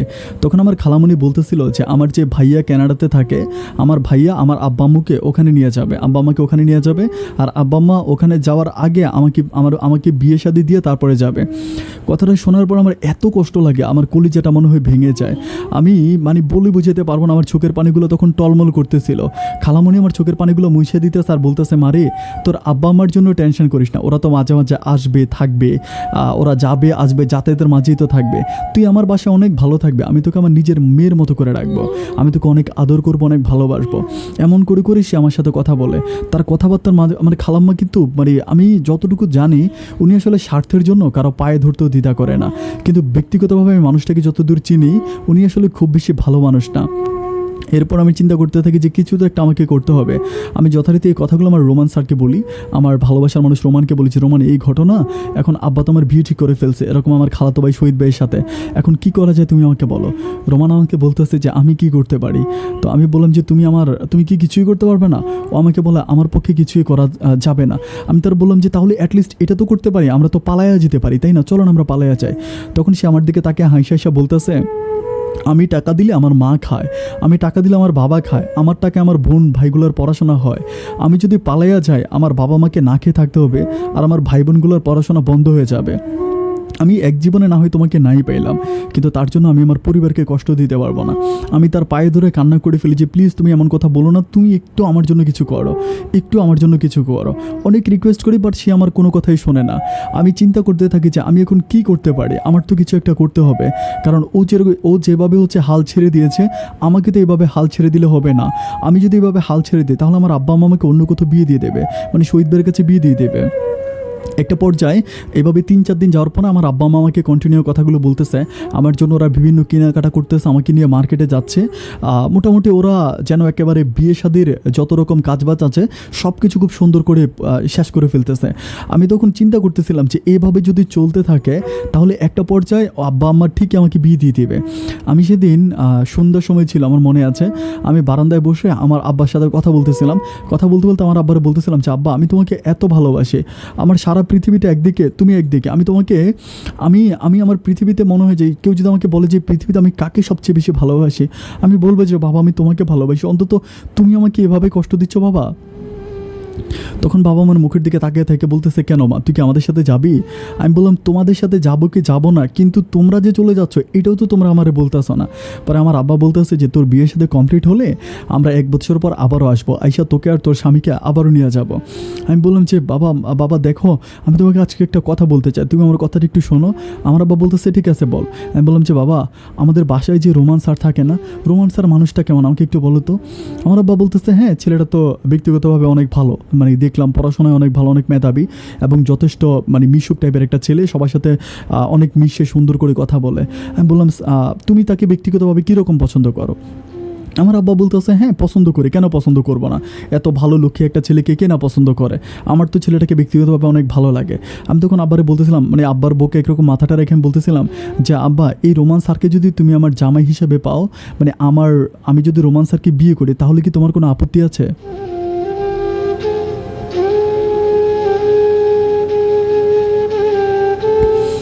মুহূর্তের মধ্যে মনে হলো যেন তেলের মধ্যে কেউ একজন পানি ঢেলে দিছে। আব্বা এতটা রেগে যায়, মানে এত গরম হয়ে যায়, মানে আব্বা যেন আমাকে পারতেছে না যে এখনই একদম মানে পানির সাথে গিলে খেয়ে ফেলবে। আমি তখন মানে বুঝতে পারতেছিলাম না, এত চিল্লে করতেছে। আমি বলেছি আল্লাহ আমি কী করলাম। এরকম করতে করতে উনি কী করে ঘরে ঢুকে, মানে রোমান স্যারের ঘরে ঢুকে, রোমানের ঘরে ঢুকে রোমানের ব্যাগপত্র বইটি, তখন কিন্তু রোমান ছিল না, বাসায় ছিল না, রোমানের ঘরে ঢুকে রোমানের যত বইপত্র ব্যাগ ট্যাগ সব কিছু ফালায় দেয়। অ্যান্ড ফালায় দিয়ে প্রচুর পরিমাণ চিল্লে করতে থাকে। মা আসে, মারে ঝাড়ি দিয়ে মাকে ধাক্কা দেয়। আমি তখন ভয়ে দৌড়ে আমার ঘরে ঢুকে দরজা লাগাই দিই। অ্যান্ড দরজা লাগিয়ে আমি আল্লাহ করতেছি যে আল্লাহ তুমি কিছু একটা করো, আল্লাহ তুমি কিছু একটা করো। আমি চিন্তা করতেছি যে আমার তো বাঁচার কোনো উপায় নেই, এখন আমি কী করব। আব্বা দরজা ধাক্কাইতেছে, তুই ঘর থেকে বেরো, আজকে তোমরা এক টুকরা করে কেটে ফেলবো। এরকম করে যেতে যেতে একটু পরে হচ্ছে রোমান বাসায় আসে। রোমান বাসায় আসার পরে যখন কলিং বেল টিপে, মা যখন দরজা মানে কলিং বেলের শব্দ শুনে যখন দরজা খোলে, রোমান ঘরে ঢুকার সাথে সাথে ও কী করে, আমার আব্বা কী করে রোমানের কলার চেপে ধরে, মানে রোমানের কলার চেপে ধরে নাকি রোমানকে ওখানে অনেক ধাক্কা দেয়, রোমানের গায়ে থাপ্পড় দেয় এবং রোমানের গায়েও লাথি মারে। এই কথাগুলো আমি আমার কাজের মেয়ের কাছ থেকে পরে শুনতে পাই এবং রোমানকে প্রচুর পরিমাণ মেরে ভ্যাকটেক নিয়ে রোমানকে তখনই আমাদের বাসা থেকে বের করে দেয়। অ্যান্ড বের করে দেওয়ার পরে আমার কথা হচ্ছে আমি তখন শপথ করে ফেলেছি, আমার বাবা মাকে মারুক কাটুক যাই করুক, আমার জীবন থাকতে আমি কখনো রোমানকে ছাড়া অন্য কোনো ছেলেকে বিয়ে করব না। আমার জীবন থাকতে আমি রোমানকে বিয়ে করব আর আমার আব্বা আমাকে রোমানের কাছে বিয়ে দেবে। আমি খাওয়া দাওয়া বন্ধ করে দিই, আমি ঘুমানো বন্ধ করে দিই, আমি পড়াশোনা বন্ধ করে দিই। আমি বাসার কারোর সাথে কথা বলি না, আব্বার সাথেও কথা বলি না, মার সাথেও কথা বলি না, কারোর সাথে কথা বলি না, খাওয়া দাওয়া করি না, মানে প্রচুর পরিমাণ পাগলামি করতে থাকি। যেতে যেতে 2 থেকে 3 দিন কেটে যায়। একটা পর্যায়ে আমি অনেক বেশি অসুস্থ হয়ে পড়ি। অসুস্থ হয়ে যাওয়ার পরে আমাকে তারা হসপিটালে ভর্তি করায়। অ্যান্ড হসপিটালে ভর্তি করে আর ডাক্তার বলতেছে যে আমাকে যাতে একটু আমার কথা যাতে একটু শুনে আমি যে কোনো সময় খারাপ কোনো স্টেপ নিয়ে নিব, আমার শরীরের অবস্থা খুব বেশি ভালো না, আমি মানে এরকম করে ডাক্তার যত কথাই বলে, কিন্তু আমার আব্বাকে কেউ বুঝাইতে পারে না। আমার আব্বার কথাই একটা যে না, যেভাবে আছে এভাবেই থাকবে, এভাবে ছাড়া অন্য কোনোভাবে হবে না। যতভাবে আব্বাকে যত যাই আমি বুঝাই না কেন, আব্বা আমার কোনো কথাই শুনতে রাজি নাই। কথাগুলো 1 কান 2 কান হতে হতে চলে যায় আমার খালামণির কানে। আমার খালামণি ব্যাপারটা জেনে যায় যে আমি রোমানকে পছন্দ করে রোমানকে বিয়ে করব। হসপিটালে থাকা অবস্থায় খালামণি হসপিটালে আসে, আইসা আমাকে বলতেছে যে কিরে আমি এই কথাগুলো শুনলাম, এগুলো কি সত্যি? আমি হসপিটালের বেডে শুয়ে আছি, খালামণিকে আমার মা ধরে রাখতে পারতেছে না, যেন খালামণি আমাকে এখানে মেরিয়ে ফেলবে। আমার বলে যে তোরা আদর দিয়ে মাথায় তুলে ফেলছি, ভাবতেছিলাম যে তুই ভালো, কিন্তু তুই তো শয়তানের হাড্ডি, তোরা এখনই মারা দরকার। তখন আমার আব্বারে বলতেছিল যে ভাই ওরা হসপিটালে কেন আনছেন আপনি, ওরে বাসায় নিয়ে যান, ওরে বাসায় নিয়ে ওরে ইচ্ছা মতো বাটান দিতে হবে, তা না হলেও ঠিক হবে না। আমার আব্বা বলতেছিল বোন আপনি শান্তন, ঠিক হয়ে যাবে। একটা পর্যায়ে যেতে যেতে আমি সুস্থ, আমি বাসায় ফিরে আসি। অ্যান্ড বাসায় ফিরে আসার পরে আব্বা আম্মা সে আগের মতোই, আব্বার মাঝে কোনো পরিবর্তন নাই, কোনো পরিবর্তন নাই। আমি তখন খাওয়া দাওয়া করি না। আমার খালামণি যখন বাসায় আসে তখন একদিন আমার খালামণি কী করে, মানে আমার মা কী করে, আমার খালামণিকে জড়ায় ধরে প্রচণ্ড পরিমাণ কান্না করে, মানে কান্না করে বলেছে আমি আমার মেয়েটাকে এত ভালোবাসি, আমার একটা ছেলে একটা মেয়ে, কিন্তু আমার মেয়েটার এমন সর্বনাশ হয়ে গেল, আমি এখন কি করতে পারি, আপনি আমার মেয়েটাকে একটা ভালো বুদ্ধি দেন, কী করা যায়, আমার মেয়েটাকে আমি কীভাবে মানুষের মতো মানুষ করতে পারি, আমার মেয়েটা যে পরিমাণ পাগলামি করতেছে এই পরিমাণ পাগলামি করলে তো সে একটা পর্যায়ে মরে যাবে। তখন আমার খালামণি আমার মাকে বলতেছিল যে ঠিক আছে আমরা আজকে এক জায়গায় যাবো বিকেলবেলা। এটা বলার পরে বিকেলবেলা আমার খালামণি আর আমার মা কোথায় জানি চলে যায়, মানে কোথায় চলে যায়, রাতের বেলা ওরা আর বাসা আসে না। আমি আমার আব্বাকে, কাজের মেয়েকে জিজ্ঞেস করি আব্বা মানে আসবে না, মা আসবে না? তখন আব্বা বলতেছে মা নাকি আজকে তোর খালামণির বাসায় থাকবে। যথারীতি এর পরের দিন বিকেলে, মানে বিকেলের একটু আগে দুপুর 2টার দিকে তারা বাসায় আসে। বাসায় আসার পর আমি আম্মার দিকে দেখতেছি যে আম্মার চোখ টুক পুরো লাল হয়ে আছে, মানে আম্মার দিকে তাকালে মনে হয় যে আম্মা মনে হয় 3 থেকে 4 দিন ঘুমায় নাই, মানে চোখগুলো একেবারে রক্তবন্যা হয়ে আছে। অ্যান্ড খালামণির অবস্থাও খুবই খারাপ, চুল হলে এলোমেলো। ওরা দুজনেই খাওয়া দাওয়া করলো, খাওয়া দাওয়া শেষ করে ওরা ঘুমিয়ে গেল। অ্যান্ড এমন ঘুম দিল যে মানে রাতটা কেটে গেল, ওরা দুজনে ঘুম থেকে উঠলো না, খাওয়া দাওয়া করলো না। আমি আমার বাবাকে বলতেছিলাম যে বাবা আমি তো মা আর খালামণির কোনো ব্যাপারটা বুঝতেছি না, কী হয়েছে। আমার আব্বা আমার বলতেছে যে কোনো প্রবলেম নেই, ঠিক হয়ে যাবে, ওরা সম্ভবত কোথায় গিয়েছে, তুই টেনশন করিস না। অ্যান্ড দেখতে দেখতে এর পরের দিন সকালে আমি খালামণির সাথে আর আমার সাথে দেখা করি।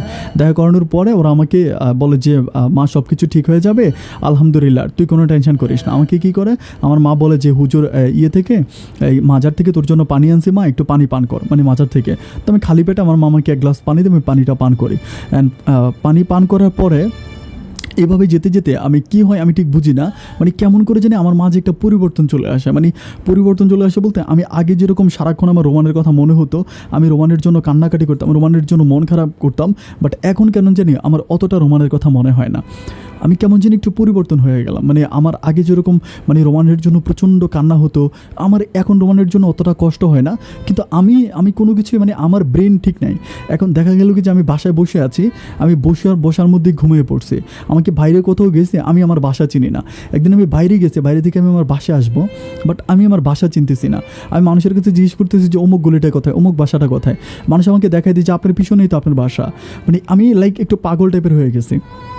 এইভাবে যেতে যেতে অনেক দিন কেটে যায়। অ্যান্ড যাওয়ার পর আমি তখন টোটালি অ্যাবনর্মাল টাইপের হয়ে যাই। মানে অ্যাবনর্মাল বলতে আমি আর ঠিকমতো কোনো কিছুই করতে পারি না, মানে কোনো খাওয়া দাওয়া সব কিছু আমার ঠিক আছে, বাট আমার ব্রেনটা ঠিক নাই, মানে আমার ব্রেনে কোনো কিছু কাজ করে না, লাইক আমি ক্রেজি পাগল টাইপের হয়ে গেলাম।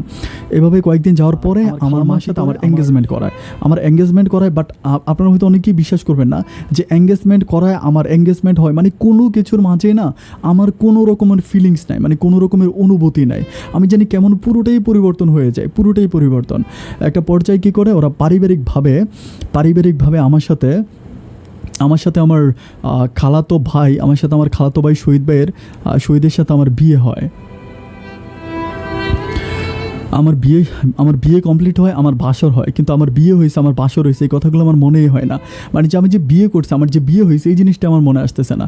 যাই হোক, বিয়ের শাদী কমপ্লিট হওয়ার পর আমার বাসর হয়। অ্যান্ড তখন তারপর থেকে আমি কেমন জানি একটু হয়ে যায়, মানে কেমন হয়ে যাই, মানে ওর সাথে সংসার করতেছি, থাকতেছি, সবই ঠিক আছে, বাট আমি একটু পাগল টাইপের হয়ে যাই, মানে একটু পাগলের মতো হয়ে যায়। আমার মাথায় আগের মতো কোনো কিছু কাজ করে না, আমি টোটালি অ্যাবনর্মাল টাইপের হয়ে যাই। এভাবে কিছুদিন যাওয়ার পরে ওদের বাসায় যে কাজের মেয়েটা ছিল, ওই কাজের মেয়েটা একটু অন্যরকম ছিল, মানে অন্যরকম বলতে মানে অতটা ভালো ছিল না, একটু অন্যরকম ছিল। তখন আমার আব্বা আম্মা করে কি যে তারা তখন তাদের ভিসা প্রসেস করে ফেলে যে তারা চলে যাবে। এরই মাঝে কিন্তু রোমানের সাথে আমার আর কোনো যোগাযোগ নেই, আমি কিন্তু রোমানের সাথে আর কোনো কথাও বলতেছি না। আব্বা মা চলে যাবে, ওরা বিদেশে যাওয়ার জন্য সর্বোপরি প্রস্তুতি নিয়ে নেয় যে আমার ভাইয়া কাগজপত্র ঠিকঠাক করে, আব্বা আমার ইমিগ্রেশনের কাগজপত্র সব কিছু ঠিকঠাক করে। প্রায় 3 থেকে 4 মাসের মাঝে আমার আব্বা আমার সব কিছু ঠিক হয়। অ্যান্ড টোটাল 6 মাসের পরেই তারা ফ্লাই করে তারা চলে যায়। অ্যান্ড তারা চলে যাওয়ার সময় আমাদের বাসার যে কাজের মেয়েটা ছিল, আমাদের বাসার কাজের মেয়েটাকে আমাদের বাসায় দিয়ে যায়। আমরা বলতেছি যে এই মেয়েটা আজকে আমাদের সাথে প্রায় 8-9 বছরের মতো, ওরা আমরা অনেক ছোটো আনছিলাম, এখন অনেক বড় হয়েছে।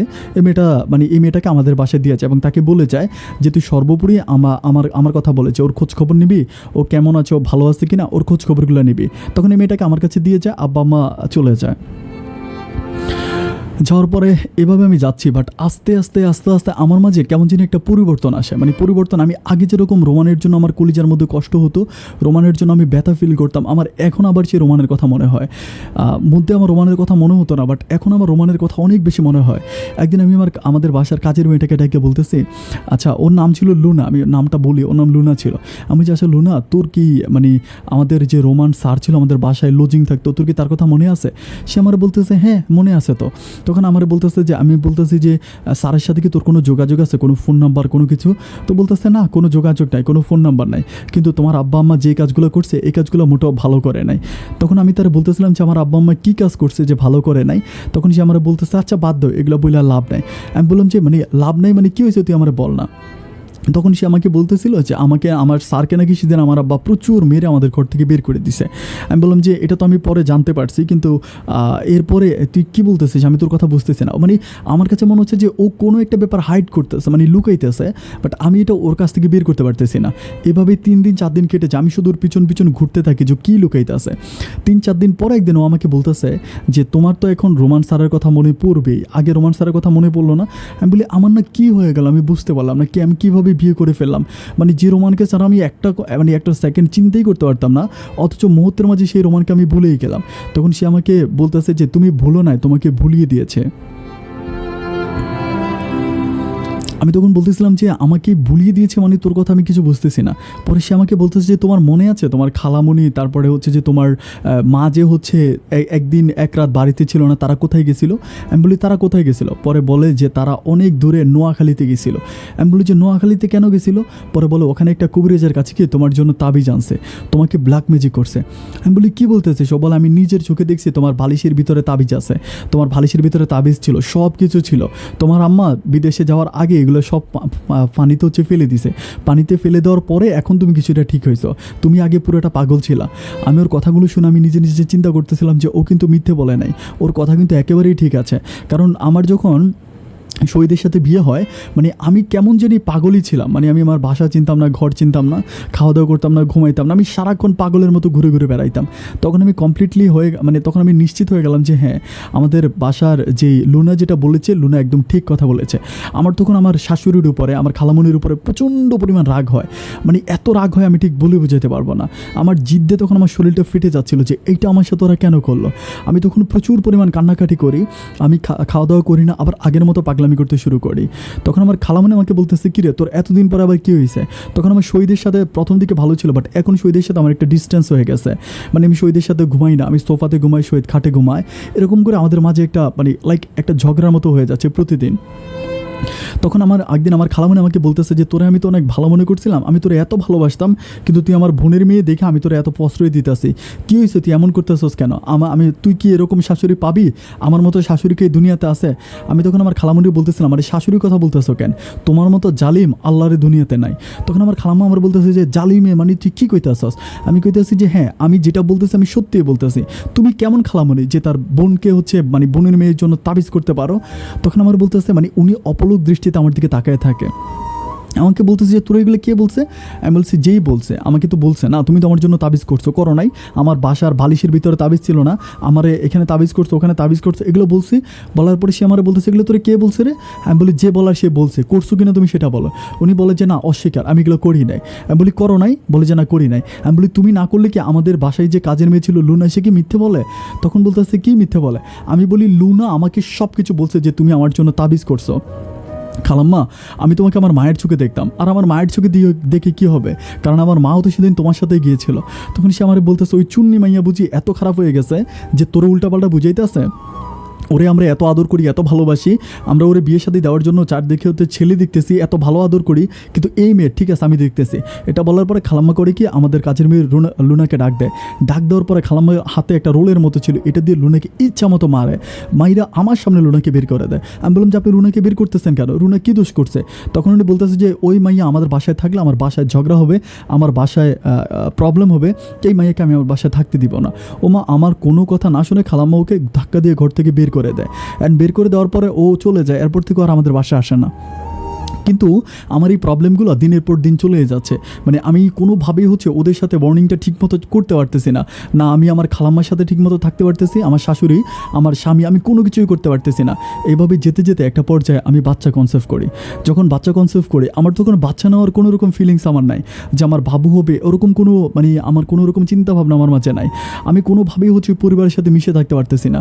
যাই হোক, চোখের পানিতে আমি প্রতিনিয়ত আমার খাবারের প্লেট বিছাই, নামাজ পড়ে আল্লাহর কাছে প্রার্থনা করি যে আল্লাহ তুমি আমার জন্য কিছু একটা করো। আমার এভাবে আর সহ্য হচ্ছে না, আমি আর এভাবে থাকতে পারতেছি না। এভাবে যেতে যেতে আলহামদুলিল্লাহ আমার একটা ছেলে সন্তান হয়। ছেলে সন্তান হওয়ার পরে মানে একটা মানে মায়ের যখন সন্তান হলে মা যেরকম সন্তানের প্রতি একটা টান বা ভালোবাসা থাকে, বাট আমার সন্তানটার প্রতি আমার ওরকম কোনো টান বা ভালোবাসা ছিল না। আমার সন্তান হয়েছে, বাসার সবাই খুশি, বাট আমি এটা নিয়ে কোনো রকম খুশি না। আমার ওরকমভাবে কোনো রকম হচ্ছে সন্তানের প্রতি কোনো ফিলিংস জন্মাইতেছে না। যাক, এভাবে আমার সন্তানটা মোটামুটি একটু বড় হয়। তার মাঝে আমার আব্বা আম্মার সাথে কিন্তু আমার ফোনে কথাই হইতেছে, মাঝে মাঝে ফোনে কথা হয়। তারা কিন্তু সব কিছু দেখে, তারা কিন্তু মোটামুটি আমার বাবু হয়েছে এটাতেও তারা অনেক খুশি হয়, আব্বা আম্মা যথেষ্ট খুশি হয়। একটা পর্যায়ে দেখা গেল কি যে আমি আমার সন্তানটা হওয়ার 3 থেকে 4 মাস পরে আমাদের একদিন হচ্ছে মানে আমি বাইরে গেছিলাম, আমার বাবু অসুস্থ ছিল, হসপিটালের থেকে আসার সময় আমি দেখতেছি একটা দোকানের সামনে আমাদের যে বাসার কাজের মেয়ে লুনা ছিল, লুনা দাঁড়ায় আছে।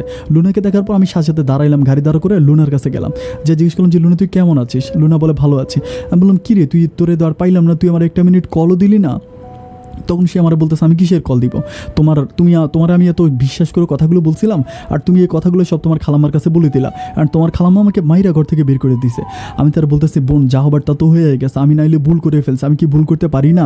আমি তো আর ভুলের ঊর্ধ্বে না। তো তুই এখন কোথায় থাকিস? আমাকে বলতেছে যে আমি মানে হোস্টেলে চাকরি করি, এরকম এটা বললো, যে হোটেলে এসে খাবার বানায়। আমি তার বললাম যে হাইরে তুই আমাদের বাসায় এত বছর ছিলি, আমার আব্বা আম্মা তোরা আমার কাছে রেখে গেলো, কিন্তু আমার এই দরজাল শাশুড়ি তোর বের করে দিছে।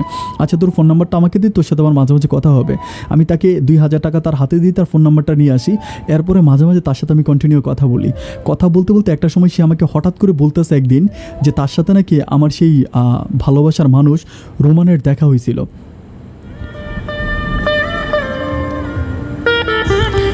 আমার বলে যে রোমান স্যারের সাথে আমার দেখা হয়েছে। আমি বলি সত্যি বলতেছিস? ও বলে সত্যি দেখা হয়েছে। আমি বলি আমার কথা কিছু জিজ্ঞেস করছিল? ও বলে হ্যাঁ তোমার কথা জিজ্ঞেস করছিল, আমাকে জিজ্ঞেস করছিল যে তোমার কোথায় বিয়ে হয়েছে। আমি তখন বললাম যে আমি এখন সব কিছু বলছি যে অমুক জায়গায় বিয়ে হয়েছে, আমার সাথে অনেকক্ষণ কথা বলছে। আমি বলি আমার কথা আর কিছু বলে নাই। তখন সে আমাকে বলতেছে বাট দেখা মনে হলো যে মানে খুবই মনটা খারাপ, তোমাকে অনেক মিস করতেছে, এরকম কোনো কিছু। আমি তখন তারা বললাম যে প্লিজ তুই কি তার ফোন নাম্বারটা আমাকে একটু দিতে পারিস? তো আমাকে বলে যে আমি ফোন নাম্বার দিতে পারবো না, কিন্তু উনি যে বাসায় থাকে সেই বাসাটা আমি চিনি। আমি বলি ঠিক আছে, তাহলে কি তুই আমাকে একটু নিয়ে যাবি? ও বলে আচ্ছা ঠিক আছে। তো এরপরের দিন আমি আমার বাবুটারে বাসায় রাইখা আমি গাড়ি না নিয়ে সিএনজি করে হচ্ছে যাই আমাদের কাজের মেয়ের কাছে। কাজের মেয়ের সাথে দেখা হওয়ার পরে, লুনার সাথে দেখা হওয়ার পরে, লুনাকে নিয়ে আমি সরাসরি হচ্ছে রোমানের বাসায় যাই।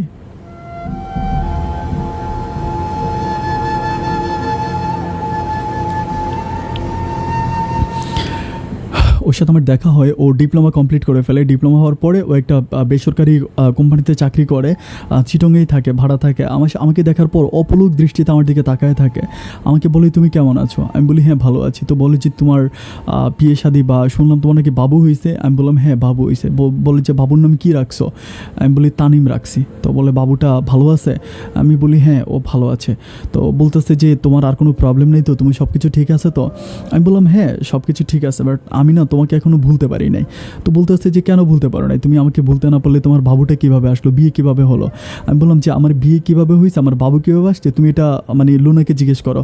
তখন লুনা বলতেছিল যে ভাইয়া আপনি তো জানেন না, আপনাকে বাসা থেকে বের করে দেওয়ার পর ওর আম্মা আর ওর খালাম্মা মিলে ওর জামে তাবিজ করছিল। এগুলো বলার পরে তখন আমি বলি যে রোমান তুমি আমাকে মাফ করে দাও, আমি তোমার সাথে মাঝে মাঝে একটু কথা বলতে চাই। যদিও সে রাজি হয় না, আমি একরকম জোর করে তার ফোন নাম্বারটা আনি।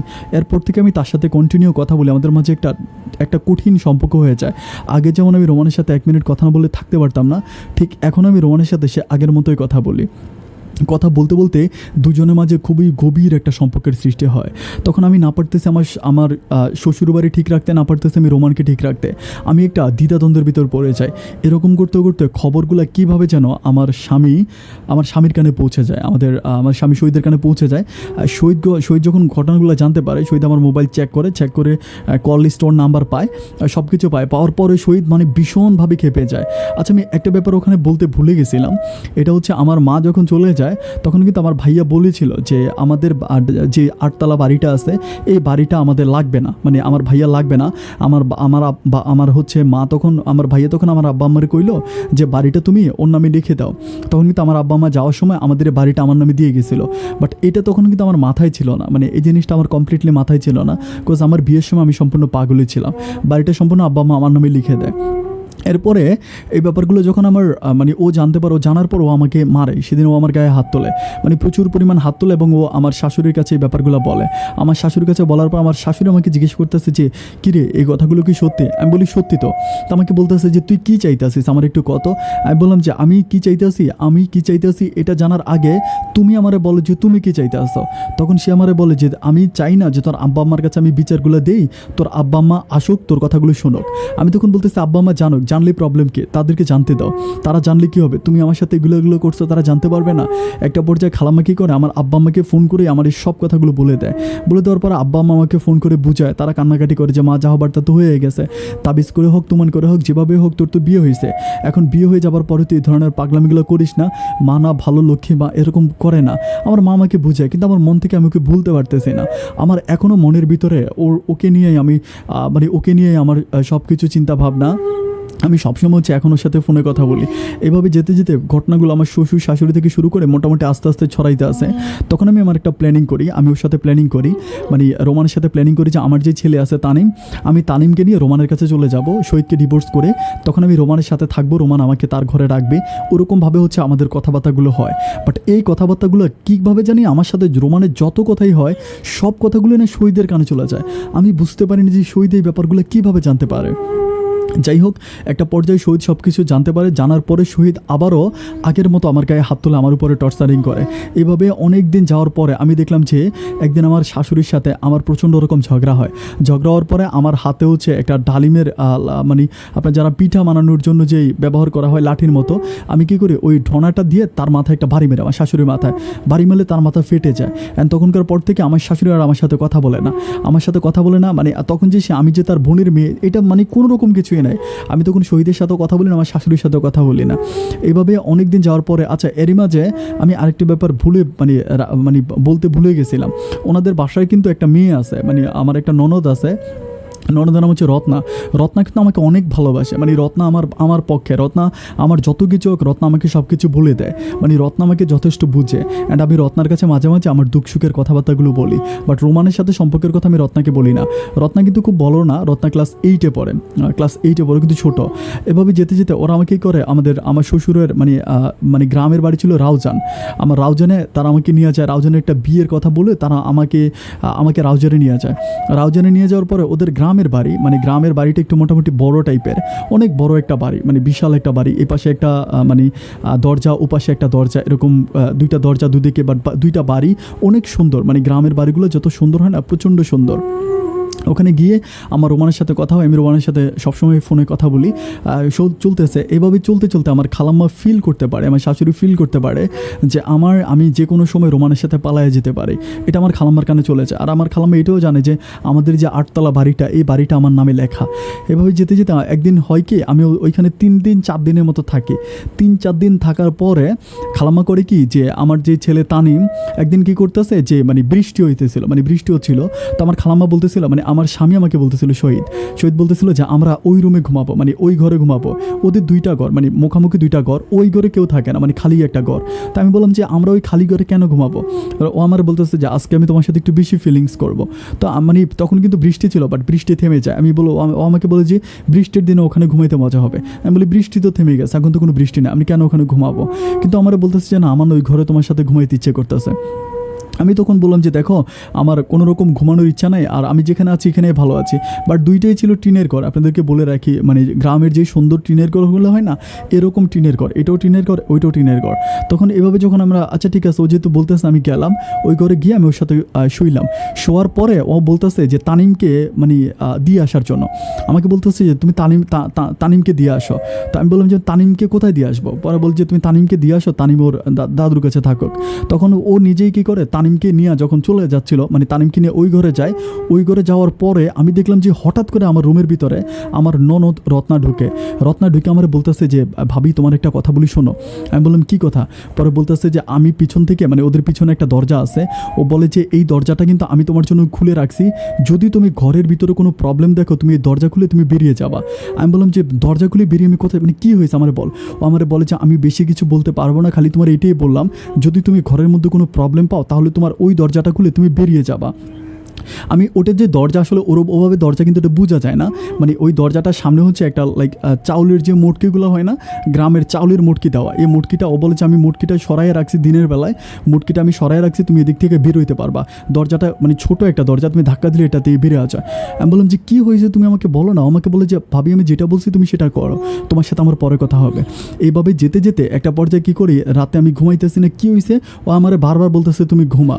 তারপরও কী জানি এগুলো আনে, আমার খালতো ভাই শহীদ এগুলো কী জানি আনে, আনার পর আমাকে খাওয়ায়। আমি বুঝতে পারি যেগুলো লাইক হচ্ছে অ্যালকন টাইপের ছিল। আমি একটু মুখে দেওয়ার পরে ভূমি করে দেয়। আমি বলে যে আমি খাবো না, ও জোরাজোরি করে আমি খেতে যাচ্ছি না। এইভাবে যেতে যেতে একটা পর্যায়ে কী করে আমার মানে চোখটা লেগে আসে, মানে আমার ঘুম আসে। যখন আমার ঘুম আসার পরে আমি চোখ বন্ধ করে আছি, বাট চোখ বন্ধ করে আমি হঠাৎ করে দেখতেছি যে কী জানি জ্বলতেছে, মানে হয় না যে মানে কী জানি জ্বলতেছে, আলো জ্বলতেছে এরকম। আমি তখন চোখটা মেলে দেখতেছি যে প্রচুর পরিমাণ আগুন, মানে একদম টিনের মধ্যে, ঘরের মধ্যে এমনভাবে আগুন ধরছে পুরোটা ঘর যেন ভেঙে পড়ে যাবে, মানে এমন অবস্থা। আমি সাথে সাথে লাফ দিয়ে ওইটা আমাদের যে মেন দরজা ছিল, মেন দরজা যখন আমি টান দিয়ে আমি দেখতে পাই যে দরজাটা মানে বাইরে থেকে লাগানো। আমি তখন শহীদকে দেখি, শহীদকে ডাকাডাকি করতে থাকি যে শহীদ এখানে নাই, দরজাটা বাইরে থেকে লাগানো। আমি চিল্লাইতে থাকি, কেউ দরজা খোলে না। তখন আমার মাথায় হঠাৎ করে একটা জিনিস আসে যে আমাকে সন্ধ্যা রাতে রত্না বলে গেছিলো যে ভাবি যদি ভাষার মধ্যে কোনো সমস্যা হয় সেই পিছনের দরজাটা খোলা আছে, আপনি এটা দিয়ে বেরিয়ে যাবেন। আমি তখন করি কি যে সাথে সাথে ওই পিছনের দরজা যাই, দেখি যে মুটকির কিনারে একটা দরজা আছে, ওই দরজাটা টান দিয়ে আমি ওই দরজা দিয়ে বের হয়ে যাই। অ্যান্ড বের হয়ে একটু সামনে যাওয়ার পরেই আমি দেখতে পাই যে মানে জাস্ট বের হওয়ার 2 সেকেন্ড পরেই আমি দেখতে পাই যে রত্না দৌড়ে কোথেকে আসে। আইসা আমার বলতেছে যে ভাবি আপনি এখান থেকে চলে যান। আমি বললাম যে কোথায় যাবো? আমার বলেছে আপনি এখান থেকে চলে যান, আমাকে একটা রাস্তা দেখায় দেয় যে এখান থেকে সোজা গেলে আপনি গাড়ি পাবেন। আমি বললাম এত রাতের বেলায়, এত রাতের বেলা আমি গাড়ি কোথায় পাবো? ও আমাকে বলে যে আপনি এখান থেকে চলে যান ভাবি যদি বাঁচতে চান। ও আমাকে ধাক্কা দিয়ে একরকম ওখান থেকে বিদায় করে দেয়। ও আমাকে বিদায় করে দেওয়ার পর আমি সেম রাস্তা দিয়ে সামনের দিকে দৌড়াইতে থাকি। অনেকটা দূর যাওয়ার পরে ওইখানে আমি একটা রাউজানের ওইখানে একটা মাজার পাই, ছোটো একটা মাজারের মতো, মানে মাজার বলতে কি এটা আমার কাছে মনে হচ্ছিলো জাস্ট কোনো একটা মানুষ মারা গেছিলো, মাটি দেওয়া হয়েছিল, বাট 2-3টা ফকির বসে আছে আর একটা বৃদ্ধ মহিলা ওখানে বসে আছে। আমি ওনাদের সাথে গিয়ে ওইখানে বসে যাই। বসে আমি চিন্তা করতেছি কী রে এটা কী হইতেছে, আমি কিছুই বুঝতেছি না, কারণ আমার স্বামী সন্তান সব কিছুই বাসায়, আর আমি রত্নার সাথে কোনো রকম যোগাযোগ করতে পারতেছি না। আর আমার মোবাইল ফোনটাও মানে রুমে রয়ে গেছে মোবাইল ফোনটা, আমার কাছে কোনো মোবাইল নেই যে আমি কারোর সাথে যোগাযোগ করবো। এরকম করতে করতে আমি ওইখানেই বসে থাকি। সকাল হয়ে যাওয়ার পরে আমি ওইখানে একজন মানে 2টা লোক আসে, মানে সমস্ত মাজার জিয়ারত করার জন্য। আমি ওদেরকে বলি যে একটা লোককে বলি যে ভাইয়া কি একটু ফোন করা যাবে, নাম্বারটা মোবাইলটা দিবেন? তো বলে যে আমাকে দেখে কাপড় চোপড় দেখে বলতেছে আপনার কোনো সমস্যা হয়েছে? আমি বলি একটু মোবাইলটা দেবেন, একটু ফোন করবো। তখন উনি আমাকে মোবাইল দেয়। আমি কি করে রোমানকে ফোন করে মাজারের ঠিকানা দিয়ে আমি এই জায়গায় আছি, তুমি এসে আমাকে নিয়ে যাও। তো যথারীতি ও আসে, অনেক লেট হয়, বাট আমি লেট হওয়া পর্যন্ত আমি ওখানেই বসে থাকি। ওখানে বসে থাকার পরে রোমান আসে, আমাকে ওখান থেকে রোমান রিসিভ করে নিয়ে যাওয়ার পরে রোমান জিজ্ঞেস করতে আসছে তানিম কোথায় আর তোমার কী হয়েছে? তখন আমি রোমানকে সবগুলো ঘটনা খুলে বলি যে রোমান এই ঘটনা, ওই রাতে আমার সাথে এটা হয়েছে। তখন আমার বলতেছে যে তাহলে তো তারা তোমাকে মেরে ফেরার প্ল্যানিং করছে, কারণ তোমার যদি না মারবে তাহলে তোমার সন্তানটাকে কেন তোমার কাছ থেকে নিয়ে গেল? আর সবচেয়ে বড় কথা, শহীদ ভাই তোমার সাথে ঘুমাইলো, শহীদ ভাই কেন রাতের বেলা উঠে চলে গেল? আর শহীদ ভাই গেল ঘরের দরজা কেন বাইরে থেকে লাগানো ছিল? আমি তখন বলতেছি তুমি বুঝতেছো যে আমার সাথে কী হয়েছে? তখন বলতেছে যে আল্লাহ রত্না তোমার বাঁচাইছে, রত্না যদি না থাকতো। আমি বলি রত্না না থাকলে আমি তো আগুনে পুড়ে মরিয়ে যেতাম। এইভাবে আমি আর ও বলে যে তুমি তো কারোর সাথে কথা বলো না, আমি ব্যাপারগুলো দেখি যে কী হয়। তখন আমি রোমানের বাসায় থাকি চিটংয়ে। রোমান ব্যাপারগুলোকে সব কিছু জাস্টিফাই করে সব কিছু খোঁজখবর নিয়ে রোমান আমাকে বলে যে আমি ওই ঘরটা একদম পুড়ে গেছে, এন্ড ওই পুরা ঘরে নাকি আমি মারা গেছি, এটা নাকি আমার শাশুড়ি সবার কাছে প্রচার করছে। এবং আমার আব্বা আম্মাকেও ফোন করে বলছে যে আমি মারা গেছি। তখনও আমি বলতেছিলাম যে দেখো আমি আমার আব্বা আম্মাকে সব কিছু ব্যাপার খুলে বলি। তখন সে আমাকে বলতেছে তুমি যদি তোমার আব্বা আম্মাকে গলা কাইটো এই কথাগুলো বলো, তোমার আব্বা কোনো দিনও এগুলো বিশ্বাস করবে না। আর তোমার আব্বা আম্মা যদি তোমাকে বিশ্বাসও করতে তাহলে তারা তোমার খালামনির কথায় তোমাকে তাবিজ করে আরেকজনের কাছে বিয়ে দিয়ে দেয় না। একটা পর্যায়ে এভাবে 5-6 দিন যাওয়ার পর আমার ছেলেটার জন্য খুবই কষ্ট হয়, আমি খুবই কান্না করি। আমাকে বলি যে আমার বাবুর জন্য আমার কলিজাটা ছিঁড়ে যাচ্ছে। তখন আমাকে বলে আল্লাহ একটা ব্যবস্থা করে দেবে, আগে তুমি তোমার জীবনটা বাঁচাও। কয়েকদিন যাওয়ার পর আমি তারা বলি যে তাহলে আমি তোমাকে বিয়ে করি, এভাবে আমরা স্বামী স্ত্রী পরিচয়ে থাকতেছি বাট বিয়ে করি নাই। তখন আমি কী করি, আমি ওকে কিন্তু আমি ডিভোর্স করি না, আমার আগের স্বামী শহীদকে ডিভোর্স করি না, ওর সাথে কোনো কিছু আমার ছাড়াছাড়ি নাম্বারে আমি ওইটা ভুলিয়ে যাই। এরপরে আমি আবার নতুন করে হচ্ছে আমি রোমানকে বিয়ে করার পরে আমি এখানে আছি। বাট রোমানের সাথে আমি থাকতেছি। রোমান আমাকে একটা কথা বলছে যে যেহেতু তোমার খালামণি তারা এগুলো বলেই দিছে, তোমার এই কথাগুলো তোমার আব্বা আম্মাকে বলার কোনো দরকার নাই। আর তুমি যদি তোমার আব্বা আম্মার কাছে বলো, তোমার আব্বা আম্মা তোমাকে আবার ওই খালামণির কাছে পাঠাবে অ্যান্ড ওরা তোমাকে মেরে ফেলবে। এরপর থেকে আজকে প্রায় 1 বৎসরের উপরে হয়ে গেছে, এক বৎসরের উপরে হয়ে গেছে আমি রোমানের সাথেই আছি। অ্যান্ড আমি আমার আমি রোমানের সাথেই আছি, চিটংয়ে একটা বাসায় থাকি। আর রোমান এখন একটা চাকরি করে ভালো টাকা বেতন পায়। আমাদের সংসারটা অনেক ভালোই চলতেছে। বাট এই পর্যন্ত আমার ছেলের সাথে আমার কোনো যোগাযোগ হয় নাই। আমার ছেলে তানিম, আমি তানিমের সাথে কোনো যোগাযোগ করি নাই। ওর জন্য আমার খুবই কষ্ট, আমার কলিজাটা ছিঁড়ে যায়। কিন্তু আমি তানিমের সাথে যোগাযোগ করি না এই কারণে যে আমি অপেক্ষা করতেছি কোন দিন আমার আব্বা আম্মা বাড়িতে আসবে। রোমান কিন্তু সবার সাথে যোগাযোগ, মানে রোমান কিন্তু আস্তে আস্তে করে খোঁজ খবরগুলো নিতে আসে। যেদিন আমার আব্বা আম্মা বাড়িতে আসবে সেদিন রোমান আমাকে বলতেছে যে তাদের সামনে নিয়ে আমাকে হাজির করবে। আব্বা আম্মা এখনও বাংলাদেশে আসে নাই, আব্বা আম্মার জন্য শুধুমাত্র আমার অপেক্ষা করা। আমি আব্বা আম্মাকে ফোন করে বলতে পারি, কিন্তু রোমান আমাকে বলতেছে যে ফোন করে বললে কোনো কাজ হবে না, ফোনের কথায় ওরা বিশ্বাস করবে না। যার জন্য আমি এখন শুধুমাত্র রোমানের কথায় আছি, রোমানের সংসার করতেছি। আপন ভাই, আমার রোমান আপনার কণ্ঠটাকে অনেক বেশি পছন্দ করে। রোমান আপনার ভিডিওগুলো সবসময় দেখে রাতের বেলায়, আমাকে বলতেছে যে তোমার জীবনের গল্পটা তুমি কি আপন ভাইকে জানাবা, মানুষের জীবনের গল্প বলে অনেক ভালো লাগে। তখন ও আর আমি একসাথে বসে আমাদের জীবনের গল্পগুলো আপনাকে লিখলাম। আপন ভাই, যদি আপনি পারেন আমাদের গল্পটা প্রচার করবেন আর আমাদের নতুন সংসারের জন্য দোয়া করবেন। আর কাজ করে বিশেষ করে আমার ছেলে তানিম জানি না কেমন আছে, কোথায় আছে, আল্লাহ যেন আমার তানিমকে ভালো রাখে। আমার আব্বা আম্মা আসা পর্যন্ত আমি তানিমের কাছে যাব না, অপেক্ষা করতেছি। আপন ভাই, আপনার জন্য আমার শুভ কামনা রইল, আপনি আমাদের জন্য দোয়া করবেন। আর এটা হচ্ছে আমাদের ফোন নাম্বার, যদি পারেন আমাদের সাথে আমাকে একটু ফোন করবেন। আর এটা হচ্ছে আমার স্বামীর ছবি।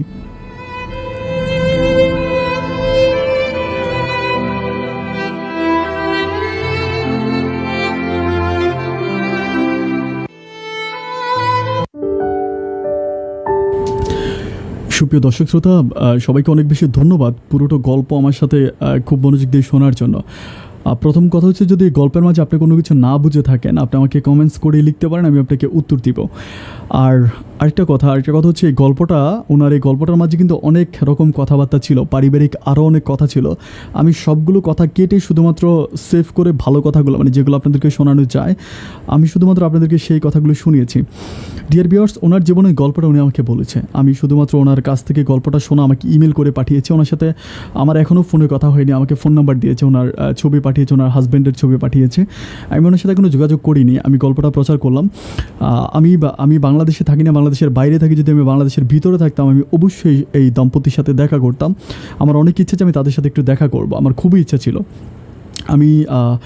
আমার খুবই ইচ্ছা ছিল বাংলাদেশে থাকলে তার সাথে একটু দেখা করা। যাই হোক, প্রিয় দর্শক শ্রোতা, আমি একটা কথা শুনেছিলাম, সেটা হচ্ছে আপনের চেয়েও পর ভালো, আর পরের চেয়েও ঘর ভালো, আর ঘরের চেয়েও জঙ্গল ভালো। মানে আপন মানুষের কাছে আপনি সেই সিম্পিতিটা পাবেন না যেটা পরের কাছে পাবেন। আর পরের চেয়েও আপনার কাছে সেফ মনে হবে আপনার ঘর, আর ঘরের চেয়েও আপন হচ্ছে জঙ্গল। সুতরাং এই পৃথিবীতে মানুষ যত একা থাকে ততটাই ভালো থাকে, সত্য কথা। আপনি একটা আবার চিন্তা করে দেখেন যে যেখানে মায়ের পেটের, মানে মায়ের গায়ে, মানে খালার গায়ে নাকি মায়ের গন্ধ পাওয়া যায়, মানে খালার গায়ে নাকি মায়ের গন্ধ পাওয়া যায়।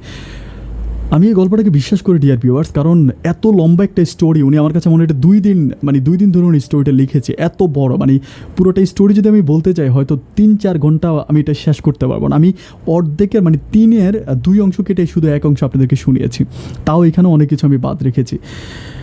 এখন কথা হচ্ছে, বুঝতেই পারছেন যে আমাদের পরিবার, আমাদের বাবা মা যারা আমাদেরকে লালন পালন করে বড় করে, একটা সময় আমাদের চেয়েও তাদের কাছে অন্যরা আপন হয়ে যায়।